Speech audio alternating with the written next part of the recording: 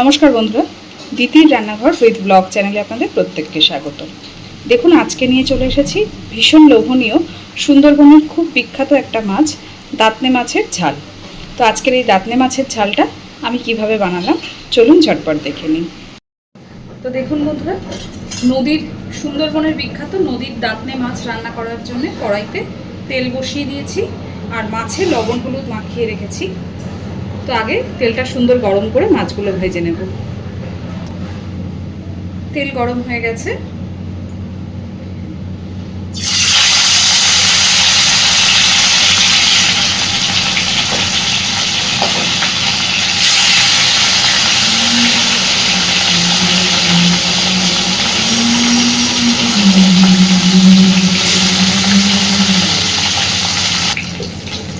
দেখুন মাছ দু পিস সুন্দর ভেজে নিয়েছি। এইবার মাছগুলো সব তুলে নেব। এইভাবে বাকি মাছগুলো আমি ভেজে নেব। আগে সমস্ত মাছ ভেজে তুলে নিয়েছি। কড়াইতে যথেষ্ট পরিমাণে তেল আছে, এই তেলেই বাকি রান্নাও হয়ে যাবে। এবার আলুগুলোকেও ভেজে নেব।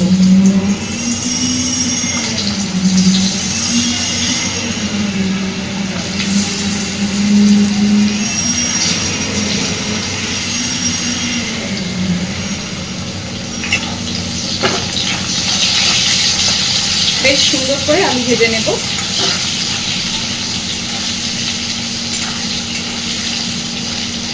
আর এই পর্যায়েতেই আলুর মধ্যে আমি দিয়ে দেব পরিমাণ মতন লবণ আর হলুদ।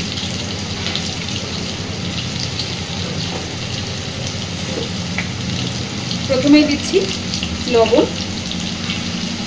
এখানে একেবারে আমি মাছের ঝালের পরিমাণে লবণ হলুদটা দিয়ে দিচ্ছি। এবার দিচ্ছি হলুদ গুঁড়ো।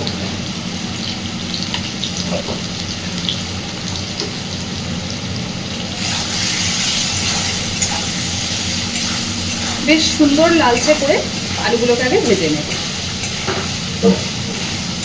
আজকের ভিডিওতে একটু সাউন্ড আসতে পারে, তো একটু ম্যানেজ করে নেবেন, কারণ আমার পাশেই ছাদ ঢালাইয়ের কাজ চলছে, ওই জন্যে একটু আওয়াজ আসছে। আলুগুলো সুন্দর করে লালচে করে ভেজে নিয়েছি।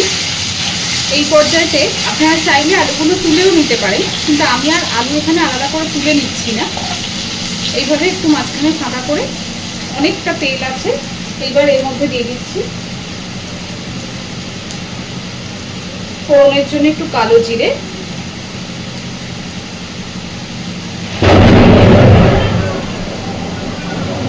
দিচ্ছি টমেটো কুচি,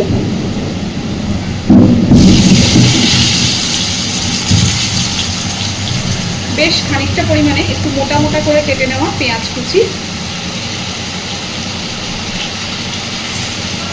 আর কয়েকটা চেরা কাঁচা লঙ্কা।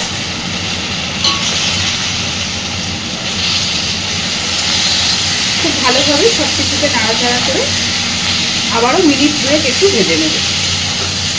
পেঁয়াজটাকে কিন্তু আমি খুব বেশি লালচে করে ভাজবো না, একটু কাঁচা কাঁচা থাকবে, জাস্ট একটু নরম হবে পেঁয়াজটা, সেইভাবেই ভেজে নেব।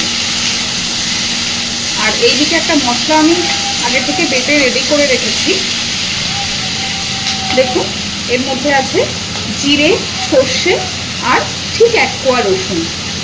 1 কোয়া মানে কিন্তু ঠিক 1 কোয়াই রসুন দিয়েছি, পরিমাণটা আপনারা বুঝে দেবেন। তো এই জিরে, সর্ষে আর রসুনটা আমি একসাথে করে বেটে রেখেছি।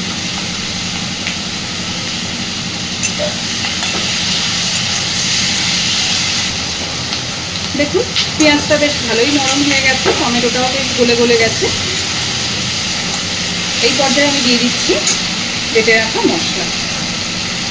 যেহেতু সর্ষে আছে, মশলা যাতে পুড়ে না যায়, দিয়ে দিচ্ছি শিল ধোয়া একটু জল।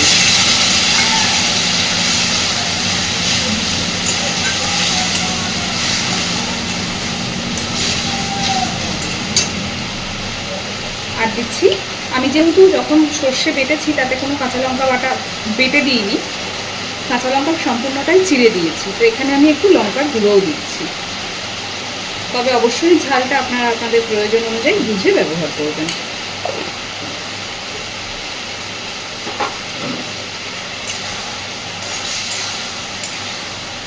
সুন্দর করে মশলা একটু কষে নেব। জাস্ট তেল ছাড়তে শুরু করবে সেই পর্যন্ত কষে নেব। বেশি কষিয়ে সর্ষে আছে যেহেতু তিতো হয়ে যেতে পারে।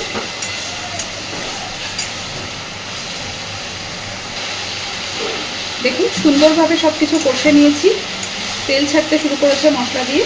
এই পর্যায়ে দিয়ে দিচ্ছি জল। আমি যেহেতু আজকের রান্নাটা শিলে বেটেছি, মশলাটা শিলে বাটা মশলা দিয়ে করেছি, তাই শিল ধোয়া জলটাই ব্যবহার করেছি। খুব ভালোভাবে এবার ঝোলটাকে একটু ফুটিয়ে নেব, তাতে করে আলুটাও বেশ খানিকটা সিদ্ধ হয়ে যাবে।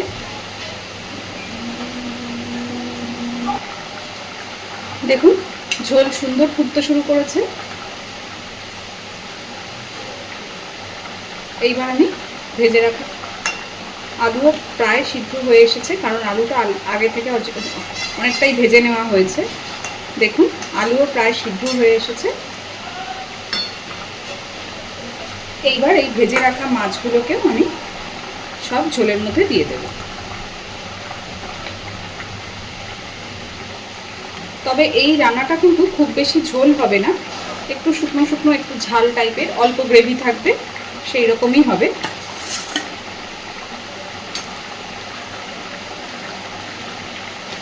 এই দাতনে মাছ সুন্দরবনের একটি খুবই বিখ্যাত মাছ।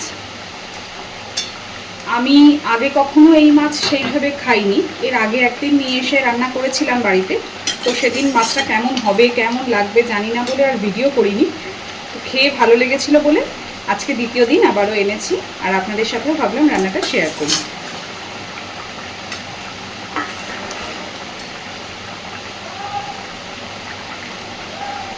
মাছগুলো সব দিয়ে দিয়েছি, আর এইবার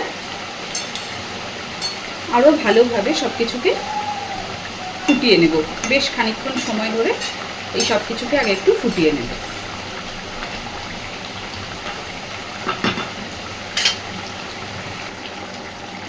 দেখুন বন্ধুরা, বেশ অনেকটা শুকিয়ে এসেছে, টকবক করে ফুটছেও সুন্দর।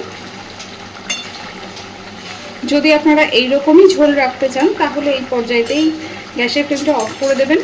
আর যদি মনে করেন আরেকটু শুকনো করবেন তাহলে ঝোলটাকে আরেকটু শুকিয়ে নেবেন। কিন্তু এইভাবে শুধু এই দাতনে মাছের ঝাল বলে বলছি না, যে কোনো মাছ দিয়ে, শোল মাছ হোক, আমার তো মনে হয়, আমি তো এইভাবে অনেক সময় রুই মাছের ঝালও করে থাকি, কিন্তু খেতে কিন্তু অসাধারণ হয়। আর যদি মনে করেন লাস্টে এই পর্যায়ে একটু ধনেপাতা কুচি দেবেন, সেটাও আপনারা ব্যবহার করতে পারেন। আমি আজকে এখানে ধনেপাতা ব্যবহার করব না। আমি আগের দিনও এই পদ্ধতিতেই করেছি, কিন্তু অন্য কোনো মাছের ক্ষেত্রে এই ঝালটা আমি ধনেপাতা দিয়ে করে থাকি। তো আজকের আমার এই দাতনে মাছের এই ঝালের রেসিপিটা আপনাদের কেমন লেগেছে আমাকে জানাতে ভুলবেন না। আর আমি এই পর্যায়ে গ্যাসের ফ্লেমটাকেও অফ করে দিলাম। আর প্লিজ আমার চ্যানেলটাকে লাইক, শেয়ার এবং সাবস্ক্রাইব করে আমার পাশে অবশ্যই থাকবেন। এতক্ষণ আমার সাথে থাকার জন্য অসংখ্য ধন্যবাদ।